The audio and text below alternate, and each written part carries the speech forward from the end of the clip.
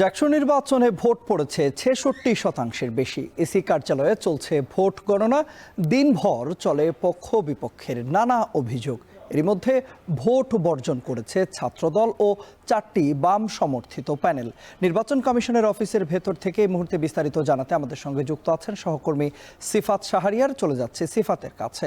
সিফাত, vote গণনা শেষ করতে কত সময় লাগতে পারে এবং কখন নাগাদ ফলাফল ঘোষণা করা হতে পারে, বিস্তারিত জানাবেন।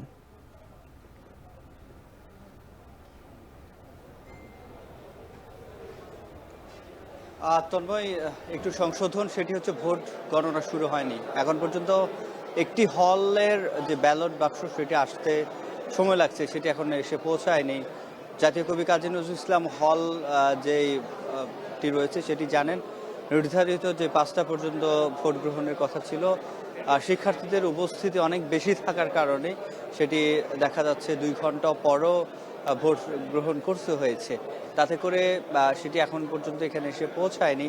আর বাকি 20টি হল যেটি রয়েছে সেগুলো এসে পৌঁছেছে। 10টি মেয়েদের হল, ছেলেদের 10টি হল, এবং তারপরেই আসলে ভোট গ্রহণ শুরু হবে এবং ভোট গণনা গ্রহণ শেষ করে গণনা শুরু হবে। গণনার পরেই ফলাফল ঘোষণা।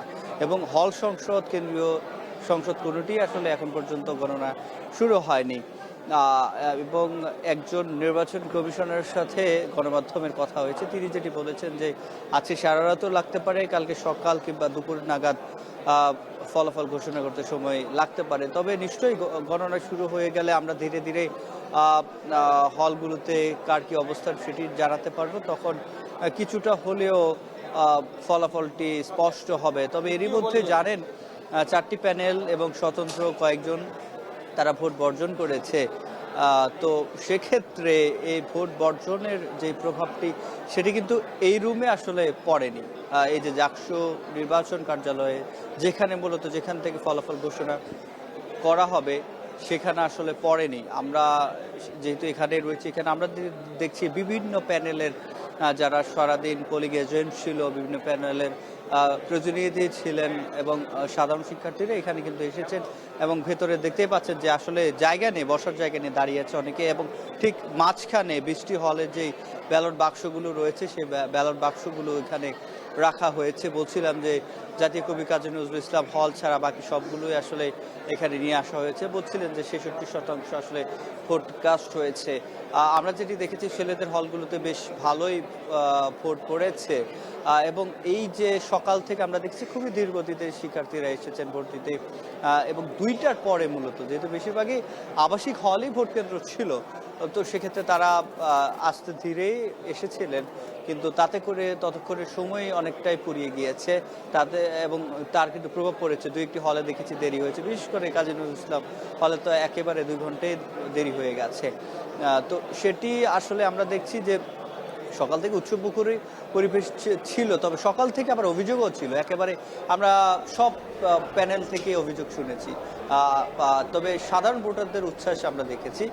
প্যানেলগুলো পাল্টা অভিযোগ ছিল, এটা ব্যালট কোন প্রতিষ্ঠান থেকে ব্যালট পেপার কেনা হয়েছে সেটা নিয়ে 2 পক্ষের মন্তব্য ছিল 2 রকম। এর পরবর্তী সময়ে ডোপ টেস্ট করে এখন পর্যন্ত রেজাল্ট জানানো হয়নি, অনেকে ডোপ টেস্ট করেনি বলে অভিযোগ আছে। এবং আরও অভিযোগ আছে, সেক্ষেত্রে ভেতরে প্রার্থীর অনুমতি না নিয়ে প্রবেশ করার কয়েকটি হলে কারচুপির অভিযোগ উঠেছে এবং সেগুলোর বিষয় কিন্তু কিছুই জানা যায়নি। তবে বাইরের কি অবস্থা সেটি নিশ্চয়ই জানা যাবে, বাইরে আমাদের সহকর্মীরা রয়েছেন। তো তন্ময়, এই ছিল আমার কাছে নির্বাচন কমিশন কার্যালয়ের ভেতরের অবস্থা। সিফাত, নিশ্চয়ই পরবর্তীতে আমরা আবারও আপনার সঙ্গে যুক্ত হব। ম্যাম, আমরা দেখছিলাম যে জাকসু নির্বাচনে কারচুপির অভিযোগ এনে এরই মধ্যে ছাত্রদল সহ আরও 4টি যে প্যানেল রয়েছে, মোট 5টি প্যানেল এরই মধ্যে ভোট বর্জন করেছে এবং ছাত্রদলের একটি বিক্ষোভ মিছিল করেছে এবং মিছিল পরবর্তী তারা একটি সংবাদ সম্মেলনও করেছে এবং আমাদের সহকর্মী ওমর ফারুক যুক্ত হয়েছিলেন। এবং এর আগে এখন পর্যন্ত ভোট গণনা শুরু হয়নি, সে তথ্য জানাচ্ছিলেন সহকর্মী সিফাত শাহরিয়ার। এবারে যাব সহকর্মী হোসেন জাহিদের কাছে। জাহিদ, একটু জানাবেন আমাদেরকে জাকসু নির্বাচন কমিশনের কার্যালয়ের বাইরের সবশেষ পরিস্থিতি কি এবং কি কি অভিযোগে নির্বাচন বয়কট করলেন তারা? ভোট গণনা শেষ হতে অনেক সময় লাগতে পারে, মধ্যরাত কিংবা ভোরও হয়ে যেতে পারে, শিক্ষার্থীরা সে বিষয়ে কি বলছেন?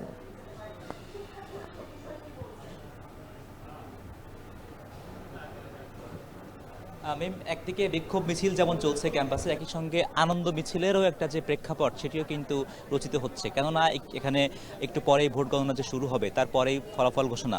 কিন্তু যদিও ফলাফল ঘোষণা আজকে রাতে হবে বলে এটি নিশ্চিত করা যাচ্ছে না, বরং আগামীকাল দুপুরও গড়াতে পারে। কেননা এটি ম্যানুয়ালি গণনা করা হচ্ছে, হাতে হাতে গণনা করা হচ্ছে, কোনো মেশিনের মাধ্যমে নয়। এবং এর একটি কারণও কিন্তু আমাদের সহকর্মীরা ইতিমধ্যে জানিয়েছেন যে আসলে মেশিনের মাধ্যমে গণনা করলে এটি কারচুপির একটা শঙ্কা তারা করছিলেন। তবে এই মুহূর্তে এখানে যারা অবস্থান করছেন তাদের একটা বেশ অপেক্ষা, অধীর আগ্রহে যে আসলে কখন এই আনুষ্ঠানিক গণনাটি শুরু হবে এবং সেই গণনা কার্যক্রমে এখানে শিক্ষার্থীদের বা প্রার্থীদের যে পোলিং এজেন্ট সেগুলো তারা কিন্তু থাকতে পারবেন এবং তাদেরও অপেক্ষা এবং ক্লান্তিকর অপেক্ষাই বলবো। কেননা এই ভোট গণনা কার্যক্রম যেহেতু আগামীকাল দুপুরে গড়াতে পারে, নির্বাচন কমিশন এমন তথ্য জানিয়েছে, কাজে নির্বাচন কমিশনের চারপাশ জুড়ে উৎসুক শিক্ষার্থীদের পাশাপাশি নেতাকর্মীদের যে ঢল সেটি বেশ লক্ষণীয়। এবং যে সকল প্যানেলের প্রার্থীরা ইতিমধ্যে নির্বাচনকে বয়কট করেছেন, সেই সংখ্যা যেমন আমরা জানছি 4 কিংবা 5টি প্যানেল, এর পাশাপাশি নির্বাচনের সঙ্গে এখনও উৎসব মুখরতার সঙ্গে গলা মেলাতে চাইছেন এমন প্রার্থীর সংখ্যাও কিন্তু কম নয়। এবং এখানে স্বতন্ত্র প্রার্থীর পাশাপাশি ইসলামী ছাত্র শিবিরের যে প্যানেল রয়েছে, গণতান্ত্রিক ছাত্র সংসদ যে প্যানেল রয়েছে, তাদের প্রার্থী এবং সে সকল প্রার্থীর সমর্থকরা, ভোটাররা এই মুহূর্তে নির্বাচন কমিশন কার্যালয়ের বাইরে করিডোর জুড়ে ব্যালকনিতে অপেক্ষা করছেন, গল্পগুজব করছেন। ভোটের টার্ন আউট কত হতে পারে সেটি আমরা এখন পর্যন্ত জানতে পেরেছি 66%। কিন্তু সেই 66%-এর মধ্যে পছন্দের প্রার্থী আসলে কতটুকু ভালো করতে পারবেন, সেই 66%-এর মধ্যে তার পছন্দের প্রার্থী কত অংশ নিজের দখলে নিতে পারবেন, সেই অপেক্ষা এখানে বিদ্যমান। এবং সেটি আসলে কোনো কোনো প্রার্থীর জন্য আনন্দ মিছিল যেমন হতে পারে, একই সঙ্গে বিষাদের ছায়াও কারো কারো চোখে মুখে নেমে আসতে পারে। মিম, আপাতত এই অপেক্ষার গল্পই বলতে হচ্ছে। আমরা ভোট গণনা শেষ হলে হয়তোবা সে আনন্দ বিষাদের গল্প বলতে আবারও যুক্ত হব। মিম।